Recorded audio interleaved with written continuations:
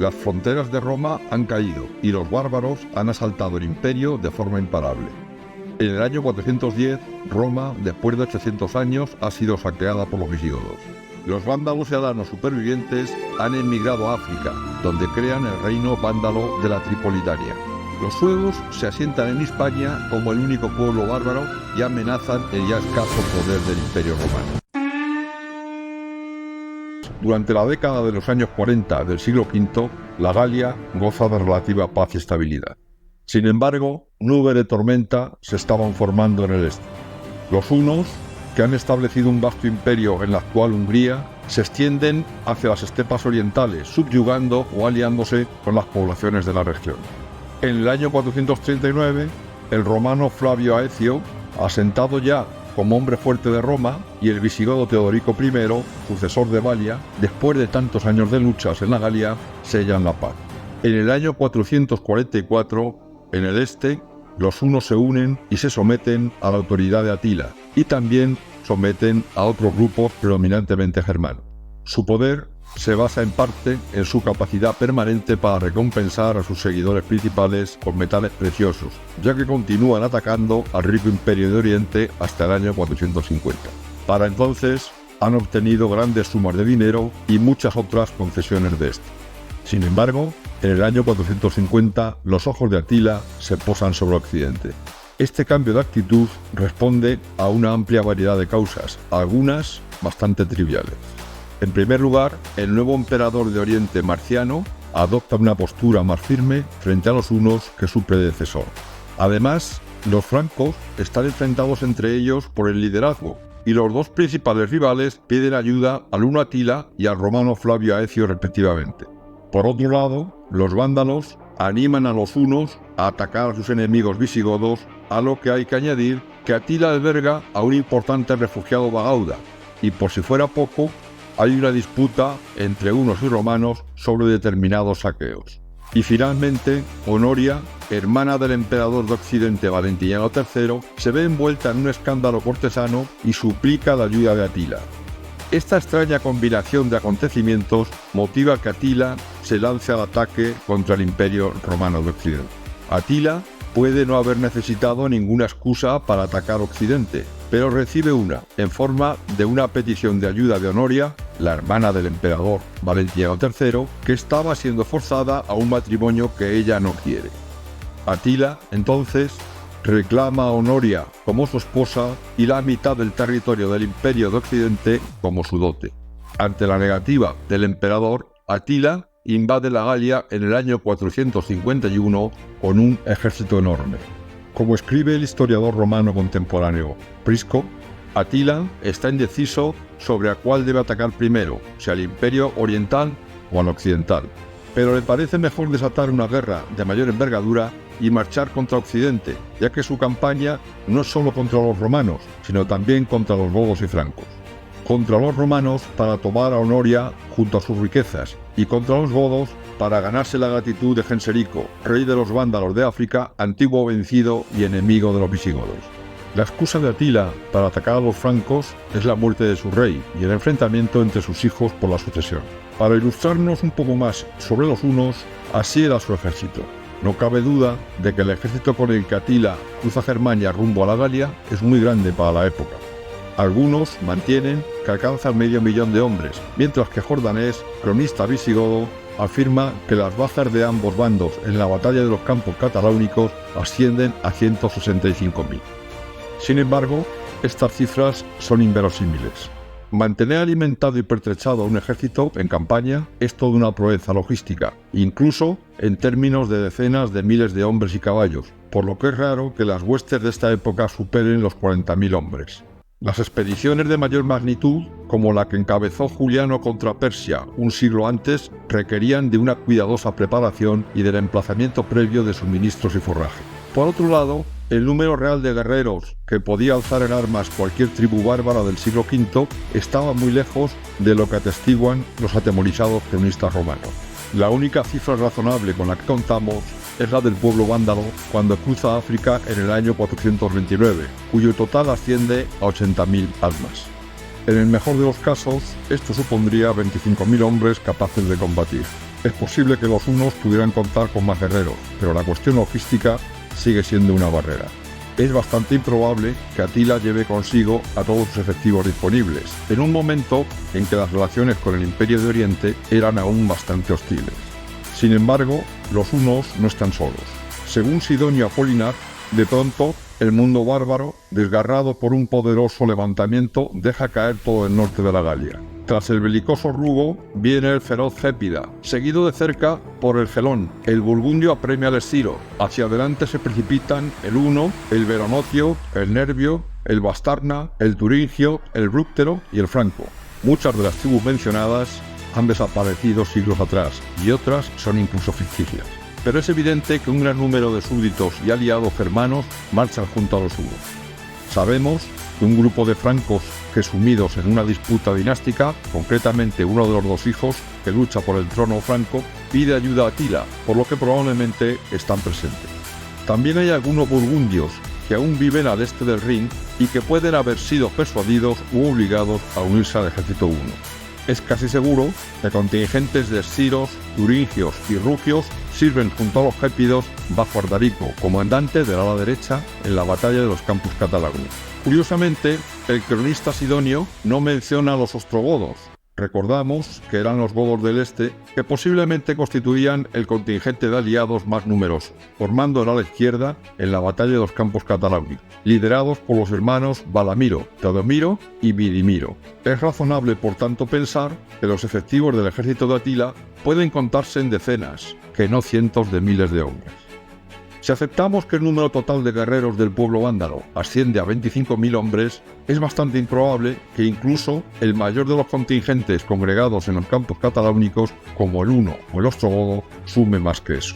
El ejército huno es un ejército de invasión, no un pueblo en migración, por lo que solo marchan los guerreros plenamente capacitados, dejando atrás al resto para proteger sus hogares.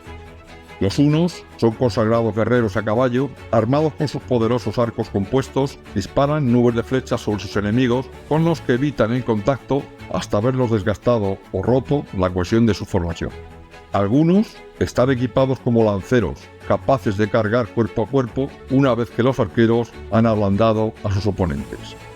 Los pueblos germanos son más partidarios de las tácticas de choque, ya sea a caballo, caso de gépidos y ostrogodos, o a pie.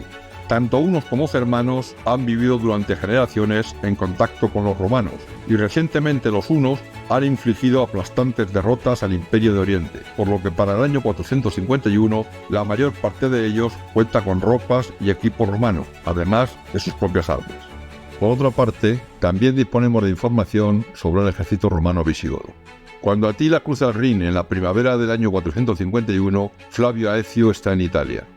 Aecio inmediatamente se traslada a la Galia, y según Sidonio Apolinar, solo con una magra fuerza de auxiliares sin legionarios. No está claro por qué no le acompañan más tropas del ejército de campaña de Italia. Quizá el emperador no quiere dejar la península desguarnecida. Sin embargo, se puede asumir con certeza que esos auxiliares que acompañan a Aecio no son tropas de segunda fila, sino unidades de auxilia palatina, capaces de mantener una sólida línea de batalla, así como de ejecutar operaciones móviles. En cuanto a estatus y entrenamiento, eran superiores a muchas de las antiguas legiones. Es probable que algunas unidades de caballería formen parte de esta fuerza, pero aunque pueden haber sido buenas tropas, serían muy pocas en número e insuficientes a todas luces para parar a Atila. Apresurados tanteos diplomáticos persuaden al rey visigodo Teodorico para aliarse con los romanos en lugar de limitarse a defender sus dominios en el sur de la Galia.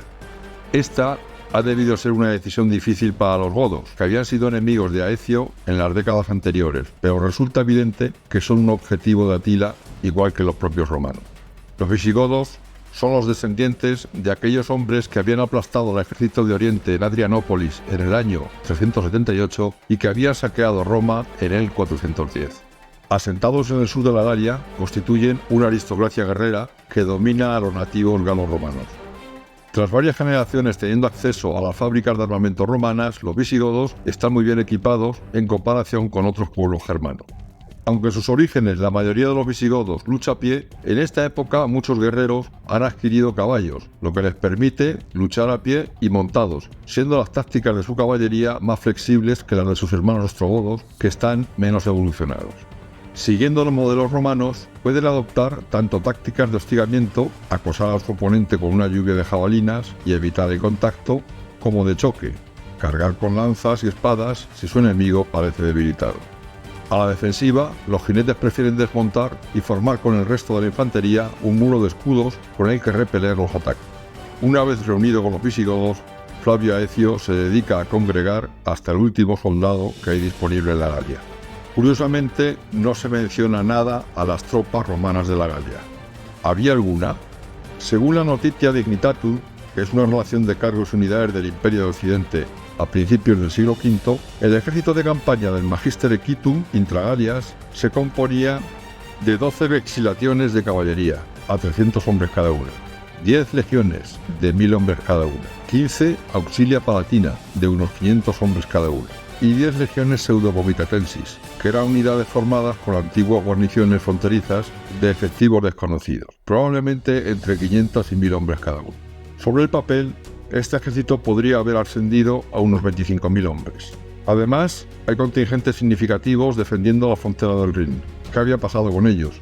La frontera del Rin se ha roto tras la migración de los suevos, vándalos y alanos en el año 406 y ha sido sustituida en buena medida por asentamientos de francos, alamanes y burgundios a lo largo de la orilla occidental del río.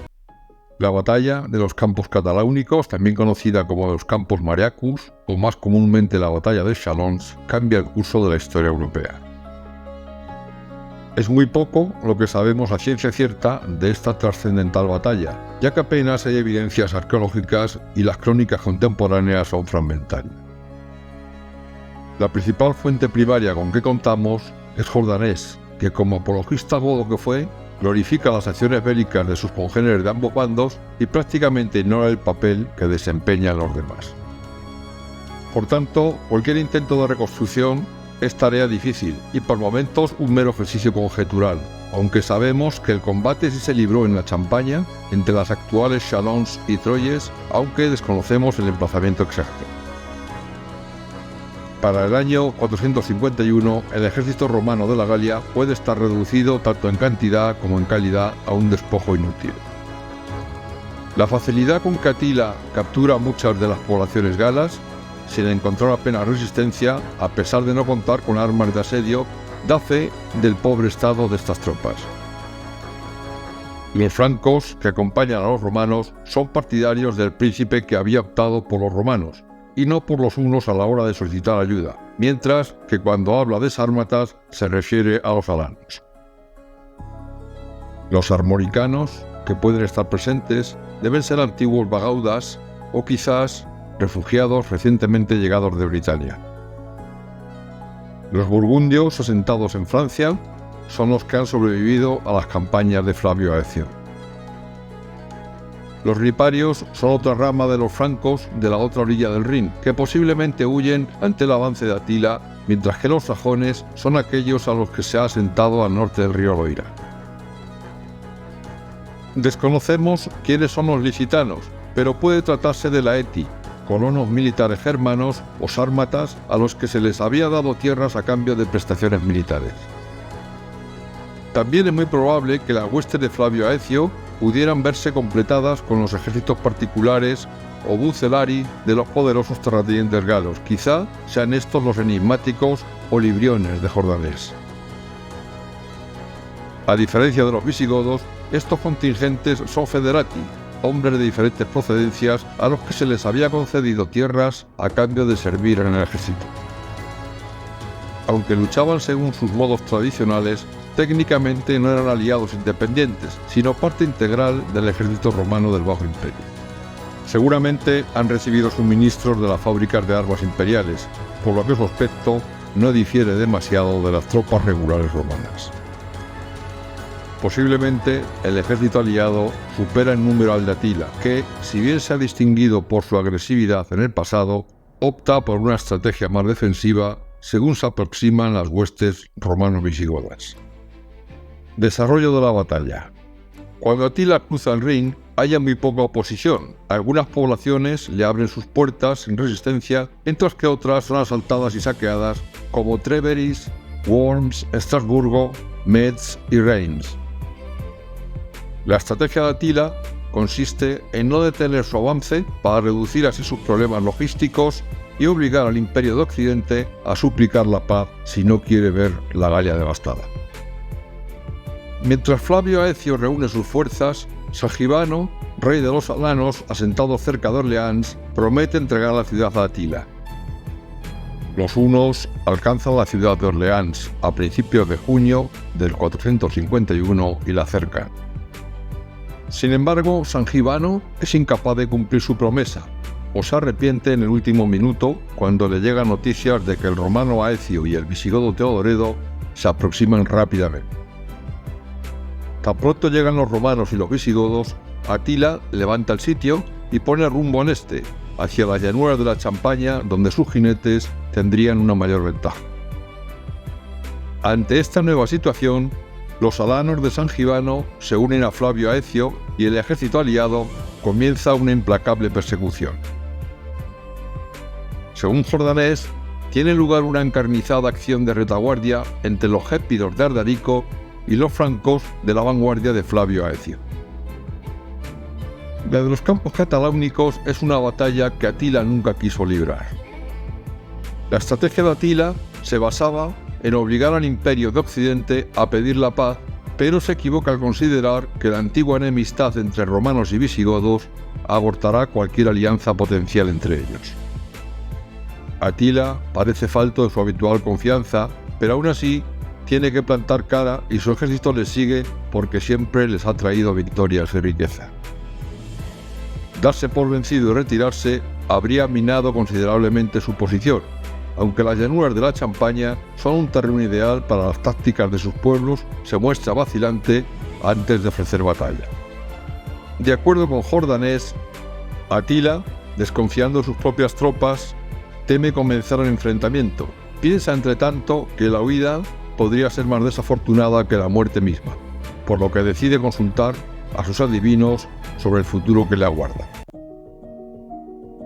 Estos examinan como de costumbre las entrañas de los animales y ven que aparecen ciertas venas sobre los huesos quebrantados, lo que supone un funesto presagio para los hunos. Sin embargo, sus predicciones aportan un pequeño consuelo, que el jefe supremo de los enemigos del bando contrario sucumbe en la batalla y ensombrece con su muerte la victoria que habrían conseguido. Atila entonces se queda preocupado con estos vaticinios y empieza con cierto temor el combate hacia la hora nona del día, para tener el amparo de la noche por si las cosas no marchan como él quiere. Flavio Aecio despliega a los visigodos en su ala derecha y a los poco fiables alanos de Sangibano en el centro, mientras que él se posiciona con sus fuerzas romanas en el ala izquierda.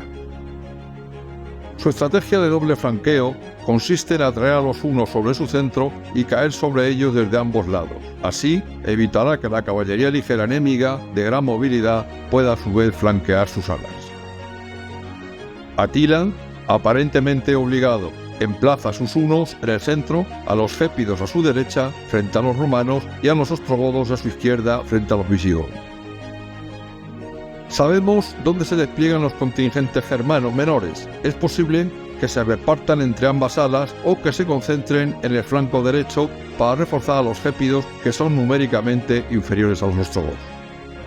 El terreno del campo de batalla tiene una ligera pendiente que crece hasta formar un pequeño collado. Ambos ejércitos desean apoderarse de él, porque la buena situación del lugar confiere una ventaja nada desdeñable. Flavio Aecio comienza la batalla de los campos cataláunicos enviando un contingente de visigodos comandado por Turismundo, hijo de Teodoredo, a ocupar la colina que presumiblemente estaría en el extremo derecho del ejército aliado, ya que son los godos los encargados de tomarlo. Atila manda a los suyos a ocupar esa cima del monte, pero se le adelantan Turismundo y Flavio Aecio, que consiguen con gran esfuerzo ganar la cumbre y desde allí rechazan fácilmente a los atacantes. Esto nos puede llevar a pensar que algunas de las mejores tropas romanas también participan en esta operación de flanqueo, e incluso que Aecio puede dirigirla personalmente. Aunque es poco probable que éste confíe en que el resto de sus heterogéneas fuerzas se mantengan firmes sin la autoridad de su presencia. La refriega por la colina, prolegómeno de la verdadera batalla, puede ser lo que termina por obligar a Atila a aceptar el combate. Los detalles de lo que pasa después son poco precisos. En el centro, los hunos ponen en fuga a los alanos, tras lo que viran para apoyar a los ostrogodos en su asalto de la posición visigoda. Aunque muchos visigodos podrían haber sido jinetes, es muy probable que, dada su estrategia defensiva, hubieran desmontado para unirse al sólido muro de escudos de la infantería. De esta forma, serían menos vulnerables a las flechas de los hunos. Aunque Jordanes no relata lo que ocurre en el otro flanco, es razonable pensar que los gépidos y los otros germanos no consiguen hacer retroceder a los romanos. Aunque su posición queda comprometida, tras la huida de los alanos, parece que la línea visigoda aguanta las acometidas. Mientras el rey visigodo Teodoredo pasa revista a su ejército para infundirle valor, cae de su caballo y es pisoteado por los suyos. Pero hay quien dice que lo mata una flecha lanzada por Andagis, que pertenecía al bando de los ostrogodos. Esta eventualidad podría haber acabado en desastre de no ser por Turismundo, hijo de Teodoredo, que junto con sus hombres defiende la colina. Estos a continuación se lanzan contra las masas de los hunos y están a punto de matar a Atila, pero este se percata de ello y actúa con rapidez, logrando escapar con los suyos y ocultarse en el recinto de su campamento que habían vallado con carros.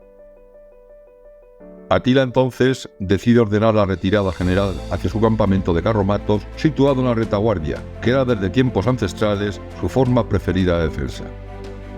Al anochecer, el combate se hace aún más confuso. Cuando Turismundo cree que vuelve a sus propias filas en medio de la oscuridad de la noche, llega sin saberlo hasta los carros de los enemigos. Allí se ve forzado a luchar valientemente, pero alguien le hiere en la cabeza y le hace caer del caballo. Sus hombres lo rescatan con gran previsión y tiene que abandonar la lucha. También Aecio, que separado de los suyos por la confusión de la noche, anda errante en medio de sus enemigos. Temiendo que hubiera sucedido alguna desgracia a los godos, llega finalmente al campamento de sus compañeros y pasa el resto de la noche protegido por sus escudos. Esto parece indicar que los romanos han prevalecido en el flanco izquierdo, por lo que Aecio ha tenido las manos libres para poner su atención en otros puntos de la batalla. También parece sugerir que tras la muerte de Teodoredo, el grueso del contingente visigodo se retira a su campamento. Al día siguiente no se realiza ningún asalto sobre el campamento 1, lo que permite a Atila retirarse sin oposición. Tras la batalla, los hunos continúan siendo una amenaza para los intereses del imperio e invaden Italia al año siguiente. Sin embargo, si Flavio Aecio hubiera sido derrotado, el imperio de Occidente habría tenido que suplicar una paz que habría hecho a los hunos amos y señores de la Galia, y es probable que gran parte de la herencia clásica que sobrevivió a la caída de Roma hubiera entonces perecido. A continuación, Atila invade Italia y marcha contra Roma, pero un brote epidémico en su ejército, una falta de suministros, informes de que las tropas romanas de Oriente están atacando su población no combatiente en Panonia y posiblemente la súplica del Papa León por la paz influyen en él para detener esa campaña contra Roma. Y en el año siguiente, ya en Panonia, Atila muere inesperadamente y su imperio se desmorona con sus seguidores luchando por el poder. Esta muerte de Atila ocasiona inseguridad general y la retirada definitiva de los romanos del Danubio superior. Y con esto, queridos amigos, damos por concluida esta crónica sobre cómo romanos y visigodos detuvieron a Atila, salvando así lo que hoy conocemos como Occidente. Si te ha gustado este capítulo, puedes darnos un me gusta y si estás interesado en conocer el momento de la publicación de nuestros próximos vídeos, puedes suscribirte a nuestro canal de Crónicas de Hispania.